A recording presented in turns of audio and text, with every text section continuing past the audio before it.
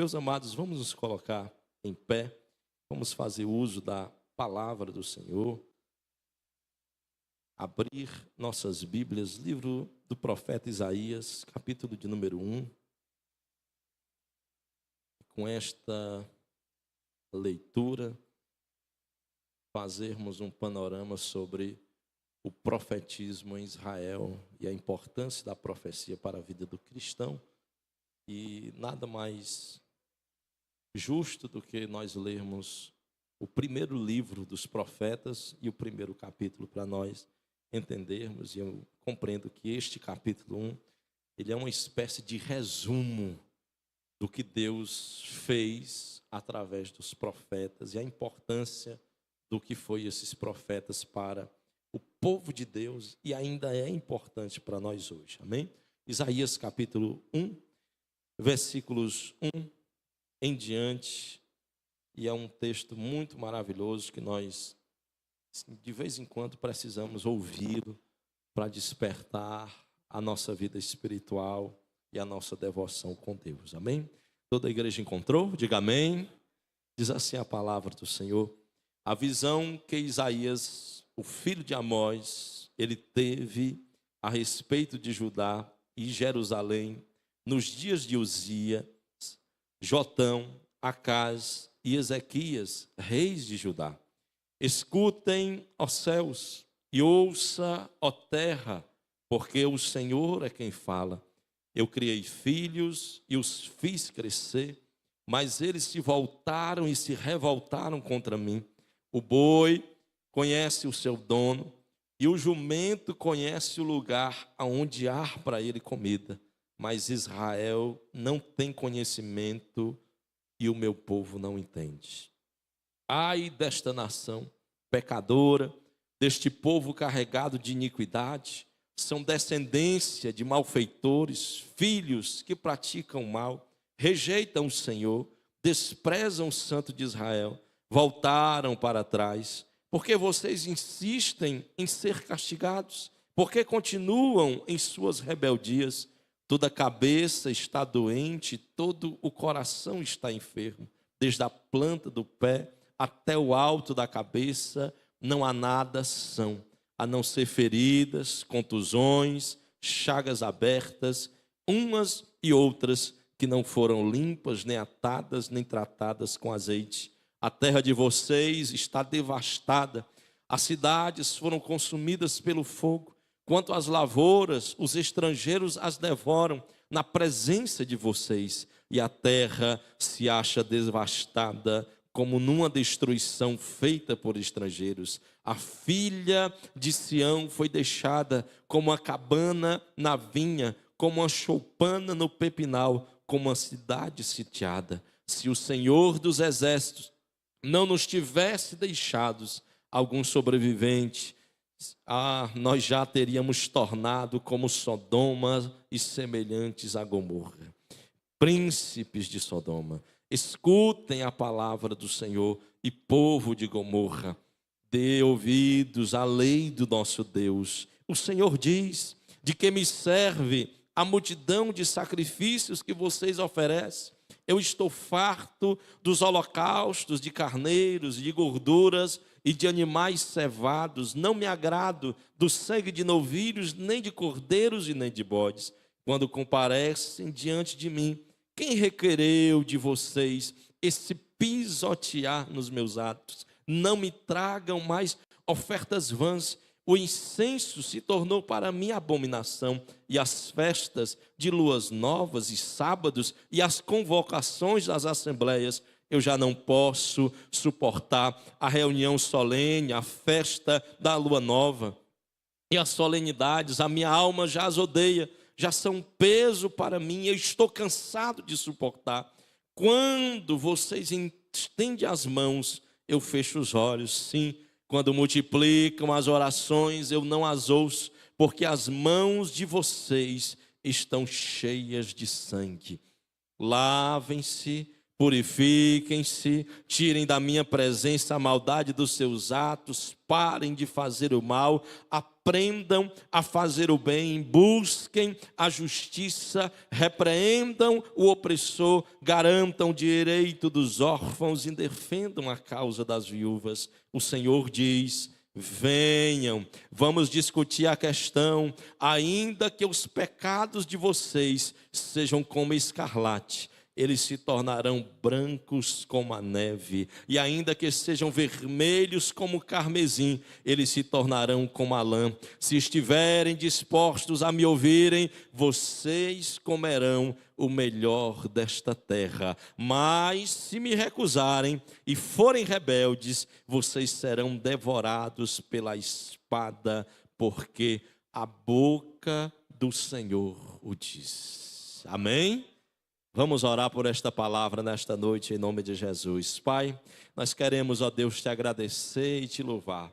Ah, meu Deus, o convite que o Senhor nos dá, de, ó Deus, arrazoarmos o caminho, de arrazoarmos a nossa mente, de arrazoarmos, Senhor, o nosso culto que estamos prestando a Ti. Que não seja apenas uma solenidade, que não seja apenas, Senhor, algo físico, que não seja apenas o corpo, mas que seja a alma e o espírito apresentados diante da Tua presença. Meu Deus, que a Tua palavra nos ensine, nos exorte, nos repreenda, que ela venha nos edificar e nos consolar nesta noite, no entendimento, Senhor, de que o Senhor é quem fala e que é o bem do Teu povo. Mas precisamos dar ouvido, ter atenção, obedecer a Tua voz, para sermos, ó Deus, alvos das Tuas bênçãos, das Tuas dádivas maravilhosas para a nossa vida. Fala conosco através da Tua palavra, nos instrui, que possamos, ó Deus, ao término desta reunião, desta assembleia convocada, voltarmos para as nossas casas cheios da Tua palavra, cheios da Tua presença, renovados, Senhor, e abastecidos com Teu Espírito Santo. Fala conosco, é o que nós te oramos e nós com fé, nós já agradecemos em nome de Jesus. Amém. Glória a Deus. Podeis sentar, meus amados irmãos, tomados da palavra do Senhor nesta noite, orientados naquilo que o Senhor quer falar aos nossos corações. Eu tomo o livro de Isaías, semelhante a ele, vem Jeremias, Ezequiel, Daniel, o que nós agrupamos como 12 menores, um grupo de homens que foram instruídos e orientados por Deus para falar em nome de Deus, e não apenas representar a Deus, mas falar em nome de Deus, porque cada um deles, diferente dos profetas de hoje, alguns que dizem, eis que eu te digo, todos eles diziam, assim diz o Senhor. Todos eles falavam não de si, mas falavam em nome de, e eles usavam Deus como referência naquilo que eles tratavam. Isaías, semelhante a todos esses homens que acabo de citar, foram levantados por Deus com uma missão solene que nos traz atenção, porque Deus não se esqueceu do seu povo, mesmo nos momentos em que o povo se esquecia de Deus. Falar dos profetas, e eu abro nesta quinta-feira aos irmãos que estão lendo a Bíblia de forma corriqueira e já estão no meio desse agrupamento de livros, que são os livros proféticos. Falar dos profetas é falarmos um pouco do que nós, inclusive hoje, século 21, estamos vivendo. Isaías escreveu este livro lá pelo século 8, antes de Jesus, ele sequer vir ao mundo. É lá pelo ano 860, ano 850, antes de Cristo. E quando nós olhamos para o aspecto sobre o qual a sociedade, para o qual os profetas estão escrevendo, e nós olhamos as características deles, dessa sociedade, e nós olhamos para a nossa, nós começamos a perceber que há uma certa semelhança entre o mundo dos profetas e o nosso mundo atual. Quando nós olhamos para o povo para o qual Isaías se refere, nós, quando lemos esse capítulo 1, pesa a nossa alma, pesa ao nosso coração ouvirmos essas verdades de Deus, ouvirmos estas sentenças do Senhor para nós, porque parecem que são sentenças de morte, sentenças de desprezo, sentenças aonde Deus está enojado, inclusive da reunião e do ajuntamento do povo, porque quanto mais se reúnem, mais Deus está irado com esta sociedade. Mas há razões e fundamentos de Deus para Ele estar usando não apenas o profeta Isaías, mas também muitos outros profetas para falarem contra o povo e declararem ao povo que há necessidade de um arrependimento para que a glória de Deus ela volte a brilhar em seu meio. E que sociedade é esta que os profetas falam e que a Bíblia ela registra? Esta sociedade é uma sociedade deplorada, é uma sociedade que está literalmente vagueando no meio da pecaminosidade. Havia 3 classes sociais sobre as quais os profetas se dirigem e eles literalmente apontam a sentença de Deus, e todos nós nos lembramos deste dedinho do profeta que ele estende a sua mão e ele começa a acusar e ele começa a dizer. Mas a quem o profeta dirige-se para acusar? Havia 3 grupos sociais que dominavam os interesses da sociedade para a qual, inclusive, todos os profetas se dirigem. Era uma espécie piramidal esta sociedade de Israel. De um lado havia os reis, e os reis foram chamados por Deus. E quando Deus convocou os reis para estarem assumindo as suas funções, era interesse do rei fazer a vontade de Deus. Quando você lê Reis, quando você lê Crônicas na Bíblia, você vê que a primeira coisa, depois do nome da mãe, do tempo em que esse rei governou, depois disso, a primeira coisa que aparece, a primeira característica sobre a qual incisivamente se fala sobre o rei, era se ele fez o que era reto, ou se ele não fez o que era reto aos olhos de Deus. E olhando para estes reis, 22... depois um grupo de mais 16, mais alguns governadores, 4, que assumiram durante todo este poderio, intercalado desde Davi até o último dos governadores, Jeconias, que vai aparecer no período já de Zacarias, no período em que Jeremias está escrevendo, inclusive, os seus registros. Durante esse período há uma grande oscilação no governo. De um lado, há homens que buscam a Deus, como Josias, como o próprio Ezequias, que reformam o templo, que buscam a vontade de Deus e os interesses de Deus. Mas há homens maus, há homens governados pela a sua, literalmente, idolatria própria, pelo seu egoísmo, pela sua vaidade de poder. E como Acabe, resolvem destruir profetas, perseguir profetas e, quando não, até mesmo tomar propriedades de homens que estavam servindo a Deus. Olhando para estes reis, nós poderíamos olhar para os políticos de hoje. Todos nós vimos isso sábado no Nordeste. Primeira coisa que as pessoas perguntam, esse papel é de político? Que se não for essa literatura, eu recebo, mas se for, rasgo, jogo fora. As pessoas estão literalmente enxergando nestes papéis políticos que Deus, inclusive, construiu, porque os reis foram levantados por Deus.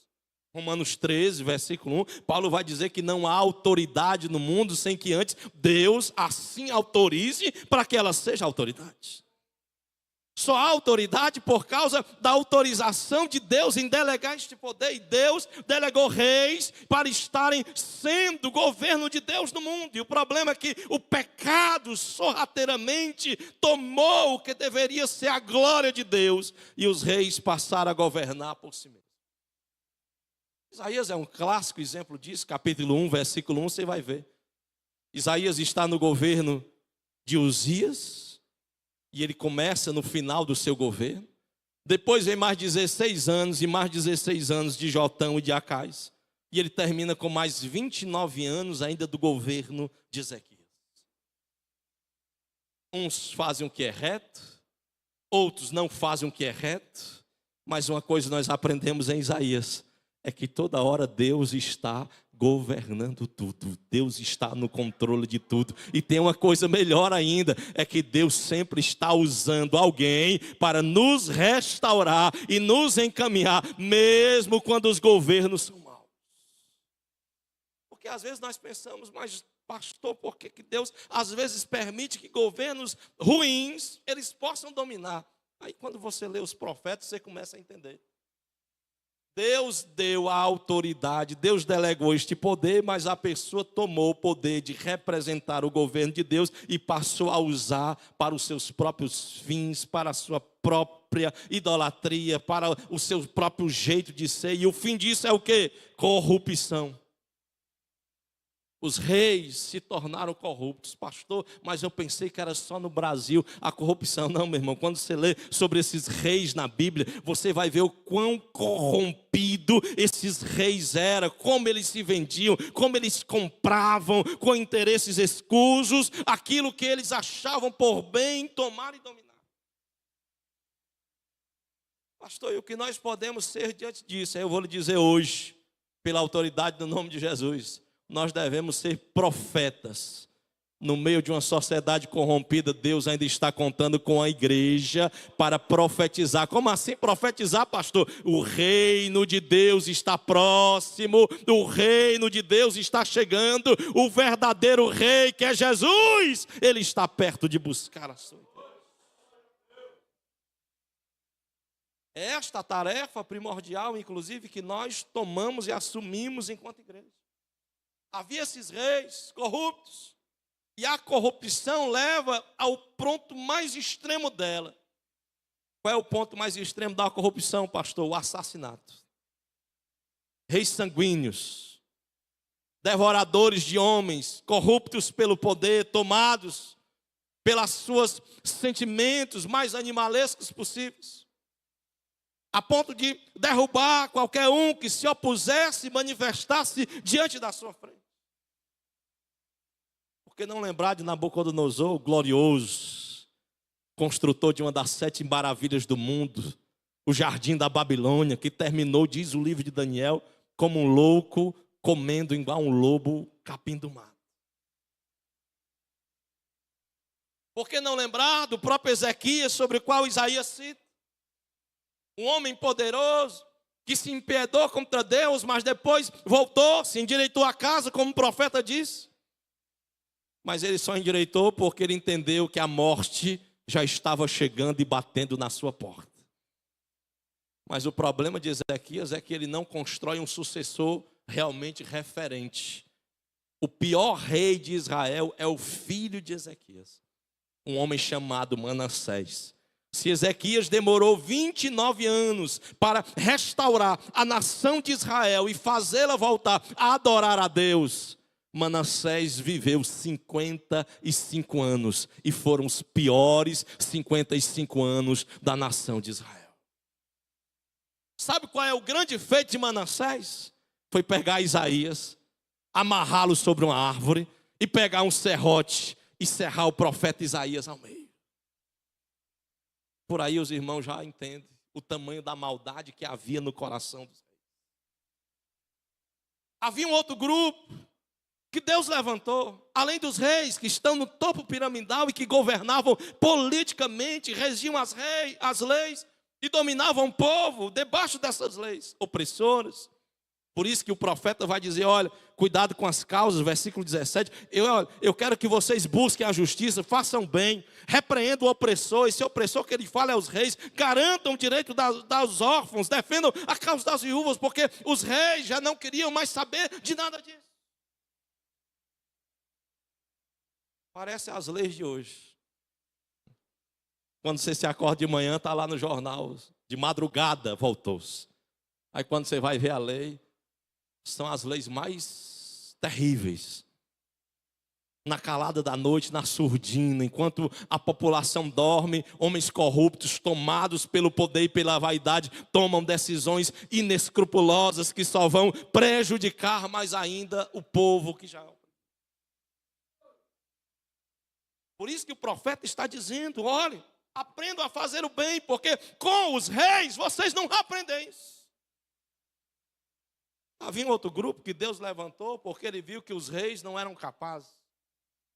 E os reis são instituídos, e nós aprendemos biblicamente desde Saul, e ele perdura até a época dos últimos governadores em Israel. O outro grupo chama-se sacerdotes. Se de um lado havia homens que governavam o poder político, do outro havia homens que Deus levantou para representá-los na esfera religiosa. Foi um milagre o ministério sacerdotal. Primeiro porque das tribos, a de Arão era a mais improvável para ser. Mas Deus disse, é dessa tribo que eu vou chamar. Depois, o sacerdócio araônico, tanto de Arão como mais à frente de Zadok, que veio os saduceus, era um sacerdócio sem terra. As 12 tribos, as 11 têm direito, mas a 12ª, de Levi, essa não vai ter direito a nada. Essa vai ter que estar no meio do povo, aonde as tribos estiverem, haverá sacerdote. O que Deus estava estabelecendo não era outra coisa, era que aonde o meu povo estiver, eu quero que a minha lei, a minha palavra, ela venha ensinar e educá-las corretamente, para que o povo não se revolte e se rebele contra mim. Era a função do sacerdote, não apenas derramar sangue de animais ou sacrifício, era a função do sacerdote não apenas interceder pelo povo em oração, era a função também do sacerdote ensiná-los, educá-los, preveni-los. Mas qual é o problema que houve? Aí Isaías deixa isso alerta. Deus está dizendo no versículo de número 12 e versículo 11, ele diz, do que me adianta esta multidão de sacrifícios? E a gente olha para esse texto e não entende o contexto de Deus na época. Mas havia uma razão de Deus estar falando isso. Sabe por que Deus manifesta este sentimento de nojo, de desprezo pelo sacrifício que Ele mesmo instituiu? Era porque os sacerdotes tinham o seguinte dizer na época: quanto mais pecado, mais sacrifício. Então vamos parar de ensinar a lei, porque o povo vai pecar mais, e quando eles aparecerem no sábado, pecarão de domingo até sexta, e quando no sábado eles se apresentarem diante de Deus, eles estarão porções e mais porções de gorduras, de carneiros, de bodes, e isso será bom para nós. Resultado disto, aqueles que deveriam ensinar a lei se tornaram omissos. É por isso que Oséias vai falar disso, Miqueias vai falar disso, Zacarias vai falar também perfeitamente disso, Isaías bate de frente, Jeremias chega a gritar no capítulo 7 e diz: vocês estão se segurando no templo do Senhor, o templo do Senhor. Deixa eu dizer uma coisa, não entendam que o templo do Senhor vai defender vocês, é tijolo, é parede. Deus está querendo a vida de vocês reta, direita, em pé, diante da presença dEle. Sacerdotes omissos, sacerdotes que não ensinavam e não educavam a lei. Está aparecendo nos evangelhos light de hoje. Cortam a metade da Bíblia, para não dizer quase 100% dela. Apenas as promessas ficam, apenas as palavras boas, apenas aquilo que é bom aos nossos ouvidos de ouvir. Talvez essa noite possa ter alguém essa noite com os ouvidos se coçando: pastor, eu vim para cá para ouvir isso. Foi.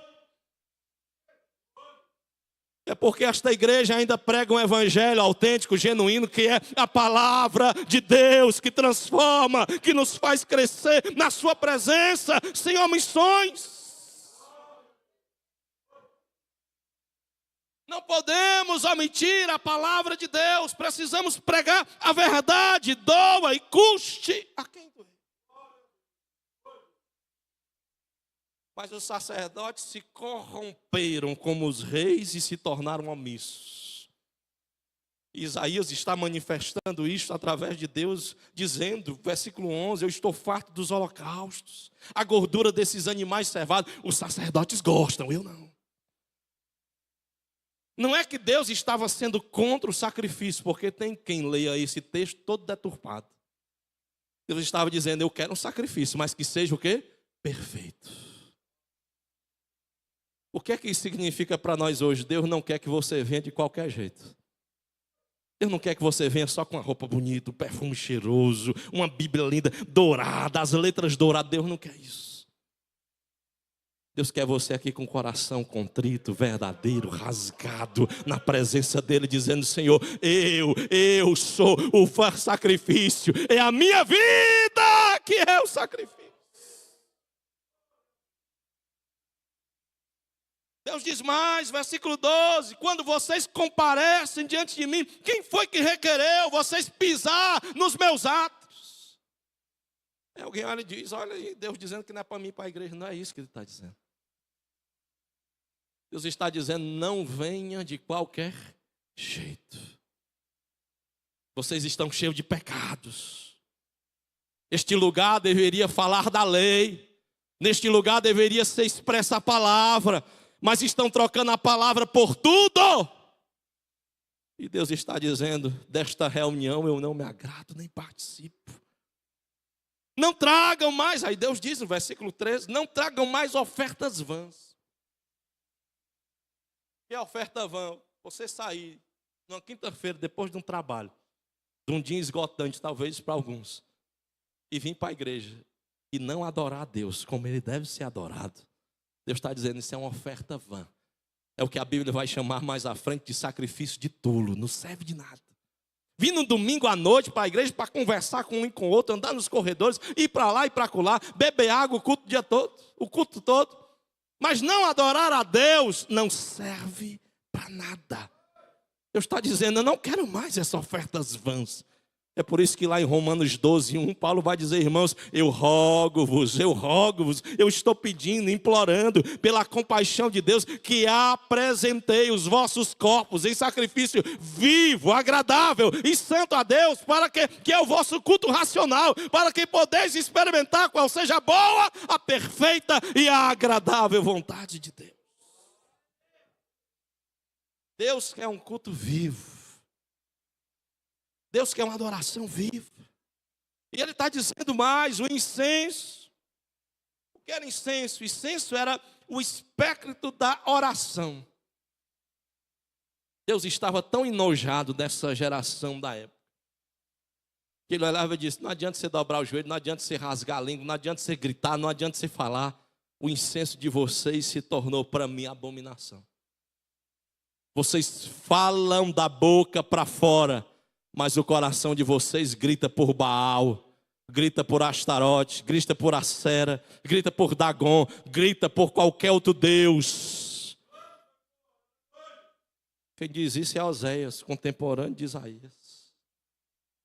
Vocês estão dizendo que me adoram, mas é só da boca para fora, o coração está cheio de maldades. E é por isso que ele vai dizendo mais à frente. Ele diz no versículo 15, quando vocês estendem as mãos, eu fecho os olhos. Quando vocês multiplicam as orações, eu já nem escuto, porque as mãos de vocês estão ensanguentadas. Ele está falando dos reis, com as mãos opressoras, com as mãos cheias de corrupção, com as mãos cheias de maldade, com as mãos cheias de contaminações. E ele diz no versículo 14, até a festa de lua nova. A festa de lua nova era uma festa linda que Deus estabeleceu. Mas Deus está dizendo até esta festa, que deveria ser de gratidão, de colheita, de celebração, e as solenidades, a minha alma já os odeia, já se tornaram um peso. Eu estou cansado de todo sábado ver isso acontecer. Porque os reis se tornaram corruptos e os sacerdotes se tornaram omissos. Mas há um terceiro grupo na sociedade. De um lado tem o grupo político, do outro o grupo religioso, e nós não estamos diferentes disso, meu irmão.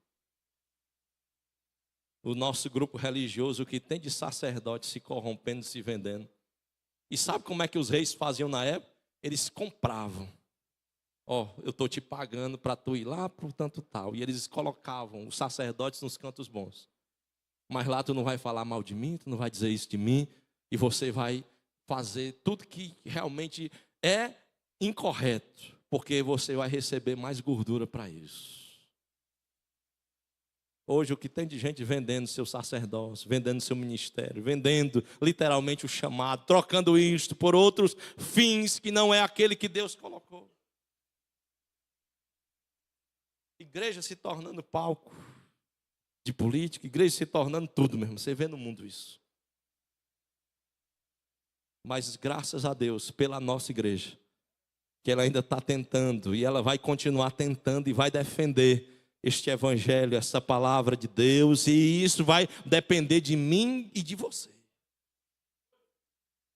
Há um terceiro grupo sobre o qual Isaías aponta, e todos os profetas também.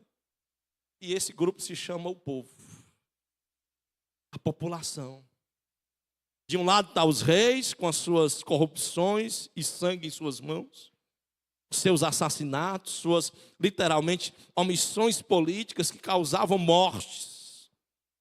Como hoje, se demora 5 anos para se resolver se vai ou não comprar o remédio que pode salvar alguém. Há casos na justiça que demoraram quase 80 anos para serem solucionados. Há um caso do ano passado de uma pessoa que quando chegou a intimação para ela fazer a cirurgia, ela já tinha morrido. Porque os reis demoraram para decidir. E em suas mãos há sangue, que um dia Deus irá julgar. Do outro lado, os sacerdotes com as suas omissões, cheias de sangue de animal, de bode, de carneiro, de boi, mas que não estavam com o coração purificado para receber a oferta e consagrá-la ao Senhor. Usar esse altar que nós chamamos de sagrado, e não é sagrado só aqui, eu digo que sagrado é onde nós pisamos. É lá no teu quarto, na tua casa, onde nós estamos, somos sacerdotes, e ali deve se tornar lugar santo. E nós temos que ter cuidado com as nossas mãos, para elas não se contaminarem com sangue incorruptível, com sangue que Deus não sagrado. Mas que elas estejam consagradas com o verdadeiro sangue, que é o sangue de Jesus Cristo. O povo, os últimos para os quais Deus se manifesta, eles tinham características que Deus odiava. Mais ainda, se o povo olhava para o rei e via corrupção e interesses mesquinhos e animalescos, inclusive selvagens, a ponto de assassinar pessoas. Se este mesmo povo olhava para os sacerdotes e, encarando os sacerdotes, não via neles o reflexo da glória de Deus, o exemplo de homens de Deus, pessoas honradas por Deus, não via neles a palavra de Deus e não havia manifestação da palavra de Deus. Sabe o que é que esse povo se tornava e se tornou? Hipócritas. É para esses aos quais Deus, inclusive, direciona a sua palavra pesada. Deus diz: eu já estou cansado e estou farto. E por que Deus está dizendo isso? É porque era um culto recheado de hipocrisia. Esta palavra é interessante no latim, quando a primeira vez ela foi utilizada por um homem chamado Tertuliano, um grande pai da igreja. E ele dizia que os atores, ao assumirem os seus papéis, colocam máscaras. E a palavra que ele usou para máscaras na época, que hoje eles se maqueiam, os atores, na época ele chamou de hipócritas. Que era mascarar-se, esconder o seu verdadeiro rosto. É daí que vem a expressão que hoje nós utilizamos até no nosso meio comum, o hipócrita, aquele que gera a hipocrisia, porque ele está escondendo quem ele verdadeiramente é. Ele está dentro, às vezes, do meio do povo de Deus, se mascara como cristão, veste a veste cristão, usa o jargão de cristão, mas o seu coração está cheio do mundo, ainda habitando dentro dele. Por olhar tanta corrupção, por ver tantos assassinatos, por ver tanta injustiça, por ver tanta omissão, ele já não consegue mais entender Deus como verdadeiro juiz. Naum, ele chega a profetizar, inclusive, sobre isso. Ele diz, olha, vocês estão achando que Deus não é capaz de julgar. Oséias chega a dizer, vocês estão dizendo que Deus tarda. Jeremias chega a ver na sua primeira visão, e a visão que ele tem é a visão do amendoeiro, e Deus está dizendo, vai ser rápida a palavra que eu vou aqui agir. Porque a amendoeira era a primeira fruta a nascer, antes de todas as demais. Deus está dizendo, Jeremias, o que tu está vendo vai se cumprir já já. Eu não vou demorar com a palavra que eu tenho para cumprir sobre o meu povo. O povo se tornou hipócrita. E Deus está chamando eles e está dizendo isto claramente para o povo. Versículo 13 de novo, Deus diz isso. Não tragam mais ofertas vãs. O incenso se tornou uma abominação. A festa de luas novas, o sábado, a convocação das assembleias. Eu já não posso suportar a iniquidade associada à reunião solene. Por que Deus usa essa expressão, a iniquidade associada à reunião solene? Porque ele estava dizendo, vocês estão no lugar que deveria ser santo, mas vocês profanam por estarem adorando a outros deuses, domingo, segunda, terça, quarta, quinta, sexta. E quando chega o sábado, aí vocês falam de boca, eu pertenço a Yahvé, eu sou de Jeová, eu pertenço a Deus. Mas na semana inteira, vocês adoram outros deuses e não eu, o verdadeiro.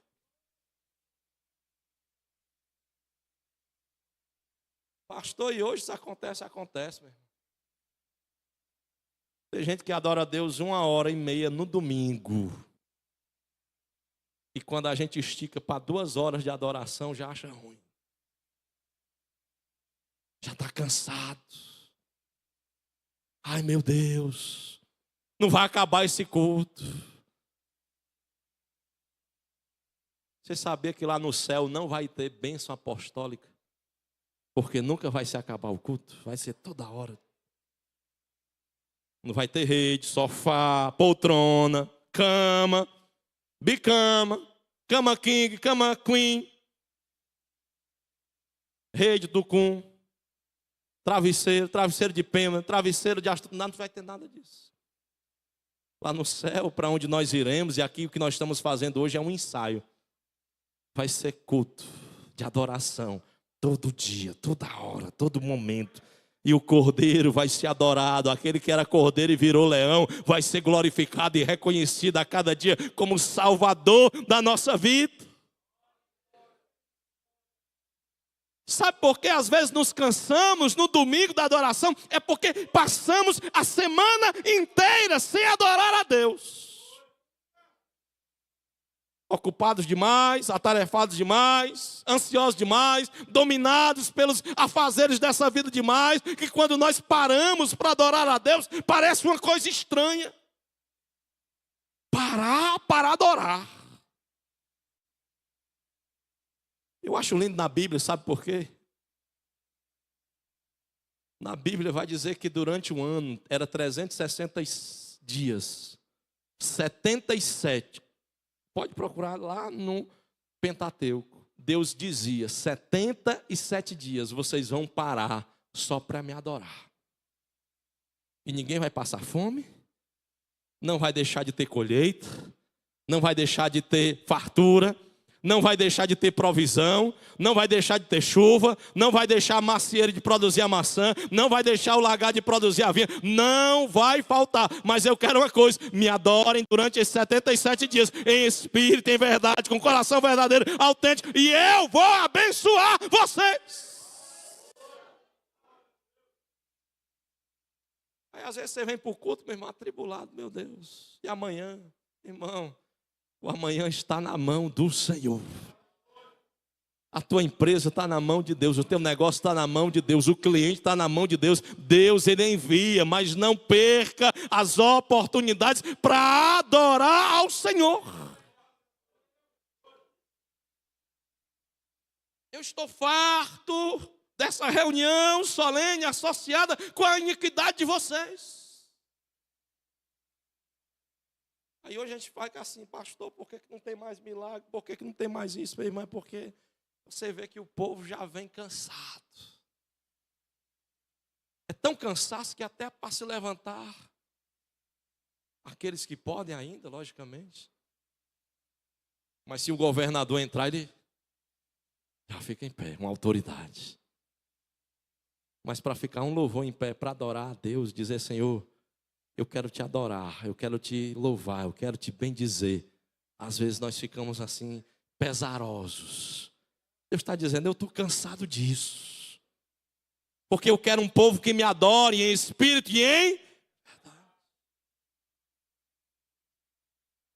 Não é vir para o culto para criticar o que o irmão está usando, por que ele está assim, por que fulano está assim. Não, é para você vir aqui com uma só vontade. Eu quero ver Deus, eu quero enxergar Jesus, eu quero ouvir a palavra de Deus, eu quero ser orientado por Deus, eu quero ser instruído por Deus. Eu só quero sair daqui deste culto quando Deus realmente me orientar no que eu preciso.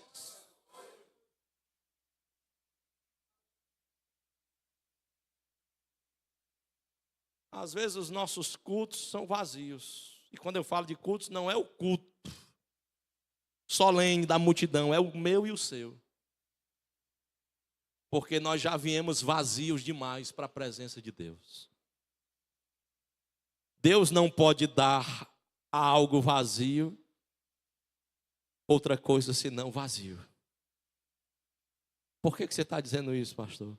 Porque o culto que eu e você apresentamos, escute essa palavra, apresentamos, é um reflexo de quem nós somos diante de Deus. Se alguém entra no culto e volta triste, murmurando, falando mal do pastor, falando mal do irmão, falando mal do obreiro, falando mal do louvor, falando mal disso, não é porque o culto foi ruim, não. É porque a pessoa é ruim. E no culto ela só revelou quem ela era. Mas quando o irmão, a irmã já vem cheio de Deus, ele não se preocupa qual vai ser o louvor, quem vai ser a mensagem, onde o pastor vai pregar, o irmão, ele só sabe de uma coisa, eu estou adorando a Jesus. E para ele, aquele momento de adoração é tão alegre, porque o culto que ele traz para Deus já é cheio da presença de Deus. É porque a gente aprendeu uma coisa errada e nós precisamos tirar isso em nome de Jesus. O culto não é apenas para receber. O culto que nós prestamos a Deus, é muito mais sobre o que estamos entregando e doando do que no que nós recebemos. À medida em que eu dou o meu melhor para Deus, à medida em que eu adoro, eu dou o meu tempo, eu dou uma oferta, eu dou o meu dízimo, eu dou a minha vida, eu dou a minha dedicação, eu dou o meu louvor, eu dou a minha oração, eu dou a minha presença, eu dou aqui o meu tempo para Deus. Deus não deixará de me dar o melhor que Ele tem.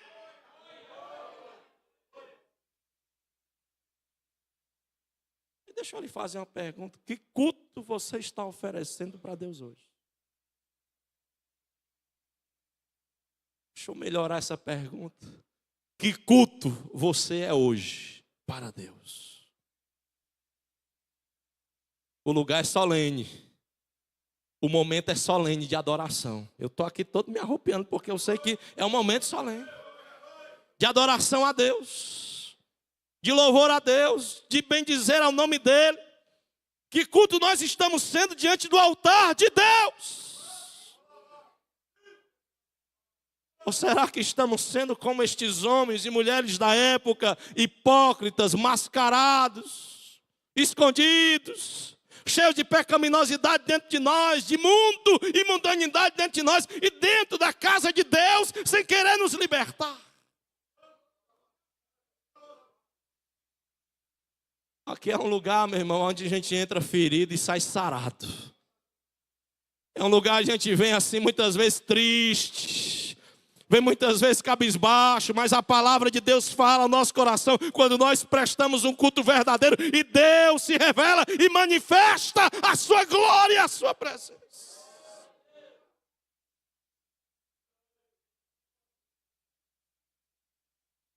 Reis corruptos, sacerdotes omissos, povo hipócrita.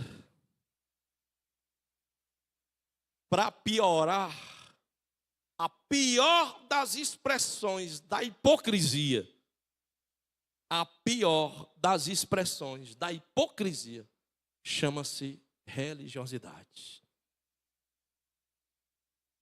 Você ser hipócrita na política, você ser hipócrita na sociedade, na cultura, você ser hipócrita com interesses de relações horizontais é uma coisa. Mas você ser hipócrita com Deus, você querer se esconder de Deus, você achar que pode maquiar-se diante de Deus, e o primeiro hipócrita na Bíblia, ele chama-se Caim. Cadê teu irmão? Aí ele se mascara. Quem sou eu? Ele diz logo assim, né, irmão Garcia? Quem sou eu para dar conta dele? Aí Deus derruba a máscara dele na hora e diz: olha, o sangue dele está correndo na terra e a terra está gritando por ele.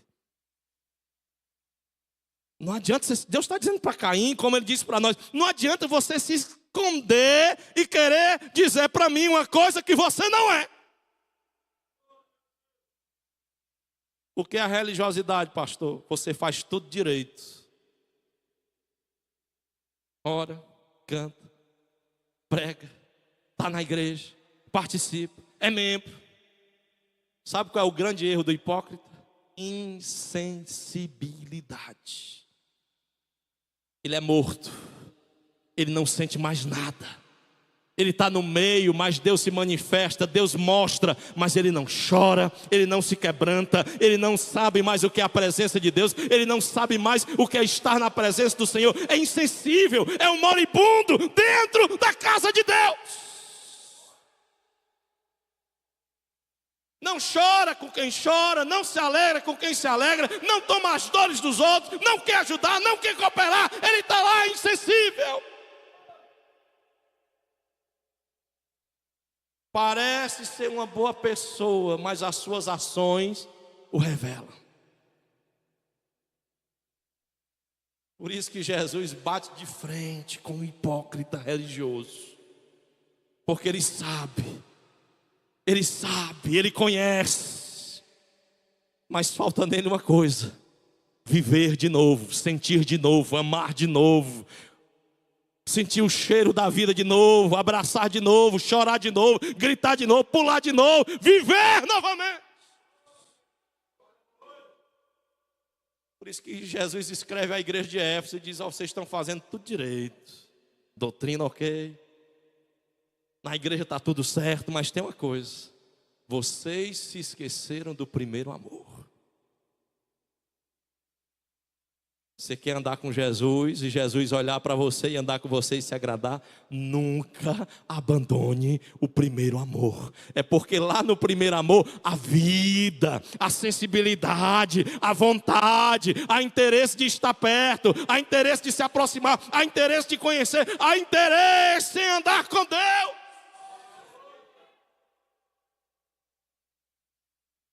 O hipócrita religioso ele amarra um domingo, mais um culto, de novo esse irmão cantando, de novo esse pastor pregando. Nada para ele agrada, nada para ele presta. Ele vira um ambulante, sai de uma igreja, vai para outra, vai para outra, vai para outra. E quanto mais ele anda, mais ele se desagrada. O casco velho da tartaruga está indo com ele para onde ele vai. E ele tenta abandonar esse casco e não sabe. Só vai cair esse casco na hora em que ele olhar assim e dizer: Senhor, tira de mim a religiosidade. Me faz ser um filho, me faz entender que eu não sou servo apenas, mas um filho que o Senhor se agrada. Glória a Deus. O servo tem medo. Não tem um funcionário? Ele tem medo de ser demitido, de quebrar alguma coisa, de fazer o que não deveria fazer. Eu me lembro no meu primeiro dia de trabalho na parte financeira. O cheque era pré-datado e eu joguei o cheque no mesmo dia, irmãozão, na conta. E eu fiquei com medo naquele dia. Jesus, que besteira grande foi essa que eu fiz. nervoso. O funcionário tem medo. Mas o filho, você já viu o filho ter medo de sentar na mesa? O funcionário só senta se o patrão disser. Ele serve a mesa, mas não tem literalmente a liberdade de sentar. O filho não, ele se senta, conversa, escuta, dialoga, tem coragem. Se quebrar, ele sabe. Meu pai pode até se chatear, mas ele não vai me jogar para fora. Ele não vai me expulsar, ele não vai me demitir do reino. Sabe por que muitas vezes temos esse sentimento religioso? É porque nós ainda não entendemos direito que já somos filhos, filhas. Sabe quando é que a espiritualidade surge? É quando a gente entende, eu sou um filho que Deus ama. Eu sou uma filha que Deus ama. Eu sou um filho e embora eu erre, eu peque, Ele vai me perdoar. Glória a Deus.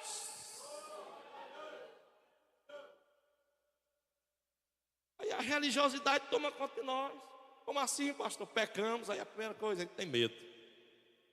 Eu me lembro quando eu era pequeno, quando eu aprontava alguma coisa no futebol, batia em alguém e brigava. Primeira coisa que eu pensava, a irmã do coque, se eu for para a oração, ela vai revelar meu pecado. Aí eu ficava em casa com medo. Porque aquela irmã que ora, Deus vai falar, e eu ficava com medo, porque eu passei muito tempo assim, até o dia que eu entendi que eu não sou um servo apenas, mas eu sou um filho. Embora eu erre, o melhor lugar para eu me consertar com o Pai é na casa dele. É voltando aos braços deles, é entendendo, Senhor, eu errei, eu vacilei, eu cometi um erro, mas eu sei que há poder para ser restaurado como filho teu. É por isso que Deus está lançando isso. Versículo 18, Deus diz, no capítulo 1 de Isaías, venham e vamos discutir a questão. Olha Deus dizendo.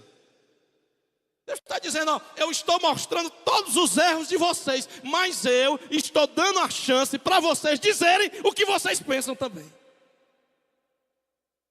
Meus irmãos, não há Deus tão bom como esse não. Deus tem poder de nos fulminar. Deus tem poder de descer fogo sobre nós quando erramos. Deus tem poder de nos abandonar. Deus tem poder de nos sentenciar. Deus tem poder de nos abandonar para sempre no inferno. Mas mesmo errados, Deus ainda olha para nós e diz, ainda tem chance. Eu ainda posso dar um novo começo, se você quiser. Venha novamente, vamos conversar. Eu vou te dizer o que é que eu estou pensando acerca disso, e ainda haverá chance para você recomeçar. Aleluia. É por isso que no versículo 18 ele diz mais: ainda que os pecados de vocês sejam como escarlate. Escarlate é um vermelho encardido que a gente chama. Quando a gente era menorzinho, hoje o caju está sumindo, o pessoal não sabe mais nem o que é isso. Compra só a castanha. Mas o medo da mãe da gente era um menino, cuidado com a noda do caju, porque não sai mais não. Cuidado com essa mancha. Se manchar na roupa, não tem que boa, não tem água sanitária, não tem nada no mundo que possa limpar isso. E às vezes nós estamos assim na presença de Deus, com a mancha vermelha, e dizemos, não tem mais jeito. Não tem mais quem tire isso. E Deus está dizendo, ainda que seja um vermelho encardido, que não tenha mais jeito, eu sou capaz de tornar eles mais brancos do que a neve. Aqui estão homens e mulheres que um dia andavam encardidos, vermelhos como escarlate na rua, e hoje Deus já limpou e estão mais brancos do que a neve. Eu sou o primeiro que um dia fui ensaboado e lavado pelo sangue de Jesus. E hoje nós estamos aqui mais brancos do que a neve.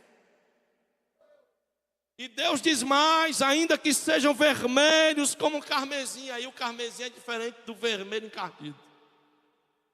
O carmesim é aquele vermelho vivo. Deus está dizendo assim, não importa se é pecado velho ou se é pecado novo. Não importa se há alguma situação velha que foi causada ou se é algo recente que aconteceu. Pode ser um vermelho encardido, pode ser um vermelho vivo, vai virar lã. Oh, glória a Deus. Vai ficar mais brilhoso do que a blusa do Juscelio, né? Vivo. Um branco bem claro, né, irmão Juscelio? Vivo na presença de Deus. Sabe por que é isso? É o poder de Jesus, que nos redime como filhos, mesmo estando errados. Mas se nós nos dispormos a ouvir a Deus, Ele será capaz de nos perdoar. Os profetas, portanto, não apenas acusam sobre o pecado. E não vejo os profetas apenas como acusadores. Os profetas também convidam ao arrependimento. Como igreja, e essa missão profética de pregar o reino, a nossa missão é revelar o pecado da humanidade, mas também convidá-los a desfrutar de uma graça maravilhosa que há em Cristo Jesus. Veja o versículo 19, ele diz isso: se vocês estiverem dispostos a ouvirem. Meu irmão, tem que ter disposição, porque quem está errado normalmente não quer assumir a culpa. A primeira coisa que a pessoa que está errada deve fazer é admitir a sua culpa, e isso é difícil. O orgulho, a vaidade, o nosso ego, eles não deixam com que nós venhamos reconhecer os nossos erros. E é por isso que Deus está chamando o povo, está dizendo: se vocês estiverem dispostos a me ouvirem. E esse ouvir é interessante porque não é só ouvir e deixar passar. No hebraico a expressão, ela está associada a ouvir, entender e pensar sobre isso. Deus está dizendo: eu quero que vocês me escutem, tomem a decisão. Mas se vocês resolverem me ouvir o que eu estou dizendo, aí Deus dá uma promessa linda para mim, para você, como Ele deu para Israel: vocês comerão o melhor dessa terra. Deus tem bênçãos para filhos obedientes. Deus tem bênção para a minha casa, Deus tem bênção para a sua casa, Deus tem bênção para a nossa família, se nós prestarmos um culto verdadeiro a Deus. O que é que eu aprendo aqui? É que enquanto nós estamos adorando a Deus, Deus está trabalhando. Enquanto a igreja adora, Deus trabalha. Mas enquanto você trabalha, você deixa de deixar Deus trabalhar. Você impede a ação de Deus. Aí você fica: não, mas é mais um cliente, não, mas é mais isso. Meu irmão, Deus é Deus que não deixa faltar. Deus é Deus que supre. Deus é Deus que ventila sobre nós a vida, o sustento. A palavra vai nos dizer através de Cristo: vocês não valem mais do que os pássaros. 4h30, 5 horas da manhã, né, irmãos? Já começa o canto deles. E o canto deles não é outro, é de adoração, de gratidão, porque eles sabem: daqui a pouco o café da manhã vai chegar, Deus vai mandar, e nós não vamos precisar nem trabalhar. Deus está dizendo: eu não cuido melhor de vocês do que eles. Por que vocês se preocupam tanto? Meu irmão, naquela porta para cá, esqueça a preocupação, esqueça o que está acontecendo, coloque só uma coisa: o seu coração na presença de Deus. Deus não vai deixar de trabalhar em teu favor. Glória a Deus. Deus trabalha, meu irmão. Nós fôssemos dar o microfone para irmãos falarem, eles iam contar aqui bênçãos maravilhosas do que Deus faz, porque eles não deixam também de estarem na presença de Deus, servindo ao Senhor. Arrasou isso, Deus está dizendo. Pensem sobre isso, decidam. Se estiverem dispostos a me ouvir, mas se recusarem os conselhos, versículo 20, e forem rebeldes, vocês serão devorados pela espada. Aí eu vou lhe fazer uma pergunta: qual das duas propostas o povo preferiu? Você poderia até dizer assim: foi a primeira, mas incrivelmente todos escolheram a segunda. Uma geração inteira que poderia ter sido abençoada por Deus foi jogada à espada, morta pela Síria primeiramente, e depois uma segunda geração cerca de 110 anos depois, foi vencida, destruída pela Babilônia. Tudo porque não quiseram ouvir a Deus. Será que hoje Deus não agirá diferente? Deus continua com a sua mesma voz hoje dizendo para mim e para você: escolha. Se você pensar sobre essa questão, se você me der ouvidos, eu ainda tenho bênçãos para dar na tua vida. Pode vir o rei que for, pode vir o sacerdote que for, pode estar geração como for, eu continuarei derramando bênção sobre você. Mas se você não der ouvido, se rebelar contra a minha voz, se recusar, aí tem espada te esperando. Deus não é um Deus que enrola e fica enrolando a gente. Deus vai direto. É igual literalmente, um punhal. Ele é curto, ele é profundo. Ele diz logo de cara: ou você anda comigo e é abençoado, ou você decide a sua vida e anda do seu jeito. Mas tem uma coisa: você vai se dar mal. Os profetas na Bíblia surgem, portanto, para isso. Por que os profetas surgem? Para nós concluirmos esta introdução. Nós estamos na introdução do livro de Isaías. Por que os profetas surgem? Porque uma crise geral é instaurada. Não há reis para representar Deus, não há sacerdotes para representar a Deus, e o povo escolhe viver a sua maneira e não querer refletir a glória de Deus. Aí eu aprendo uma última lição para nós encerrarmos.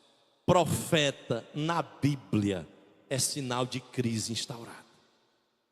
Hoje, profeta, irmão Garcia, é sinal de bênção. Se ele bate na nossa porta, a gente já pensa: é uma chave, é uma bandeja, é um anjo, é uma vitória. O profeta está batendo. Quando o profeta batia na porta de alguém, todo mundo trancava a porta, porque já sabia, tem alguma coisa errada, alguém pecou aqui dentro.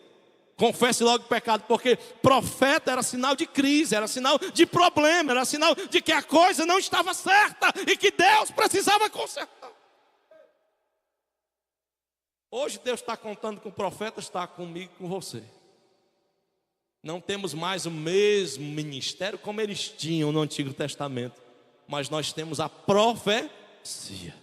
Esta é a profecia de Deus. E quando nós ministramos ela, estamos sendo porta-vozes de Deus. De Efésios capítulo 4, versículo 11, que Cristo deu a uns como apóstolo e outros como profeta. Esse ministério, ele ainda está em vigor hoje. E esse ministério não é um ministério de nós estarmos por aí profetizando como eles profetizavam no Antigo Testamento, mas de declararmos: assim diz a palavra de Deus para você. Quando a igreja vai na praça, ela está denunciando o governo, ela está denunciando os falsos sacerdotes, ela está denunciando, aleluia, aqueles que não querem adorar a Deus de verdade, e está convidando o povo a desfrutar da bênção e da graça da salvação que há em Cristo Jesus. Que o nosso culto a Deus não seja vazio, que a nossa adoração a Deus não seja vã. Que estas 2 horas, 1h30, 1h40 que nós apresentamos a Deus não seja em vão, mas que nós, ao chegarmos à casa dele, já tragamos louvores, gratidão, aleluia, o nosso tempo de dedicação, que ofereçamos o melhor. Se você vai cantar, meu irmão, rasgue a sua garganta para adorar se puder. Adore a Deus se você puder adorar.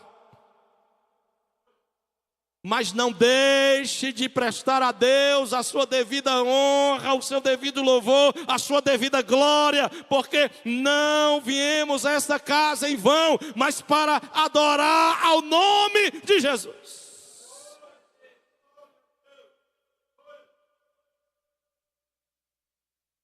O Senhor ainda quer levantar profetas, homens e mulheres, que estarão falando da sua profecia para este mundo. Que sejamos eu e você os interessados nessa causa, porque hipócritas tem muitos, omissos tem muitos, corruptos tem muitos, mas como nós ouvimos aqui domingo pelo nosso amado irmão Ananias retrasado, ainda tem joelhos. E eu creio que são os meus, são os seus, que não se dobraram, que não se prostraram ainda diante de Baal. Deus ainda está contando conosco, uma geração que vai ainda falar do amor e da graça dele, denunciar o pecado e revelar que Jesus está voltando. Vamos ficar em pé essa noite em nome de Jesus. Senão a gente vai virar uma vigília aqui. Quantos recebem esta palavra em nome do Senhor? Amém? Glória a Deus. É só a introdução dos profetas para os irmãos entenderem. E aí facilita a visão de entender melhor Jeremias, Isaías, Daniel, Ezequiel, os 12 menores, dá para compreender melhor o porquê que Deus estava toda hora castigando, julgando, sentenciando. É porque o pecado era grande, a maldade era grande. E como eu falei no início, meu irmão e minha irmã, hoje não é diferente. Os personagens mudaram de nome, mas eles estão atuando talvez pior do que na época da Bíblia. Mas o Senhor é poderoso para nos usar ainda, amém? E nesta noite nós vamos orar para isso. Senhor, conserva, aleluia, conserva a nossa vida, nos conserva íntegros como homens e mulheres de Deus, para nós sermos, como Jesus ensina, sal e luz nesse mundo.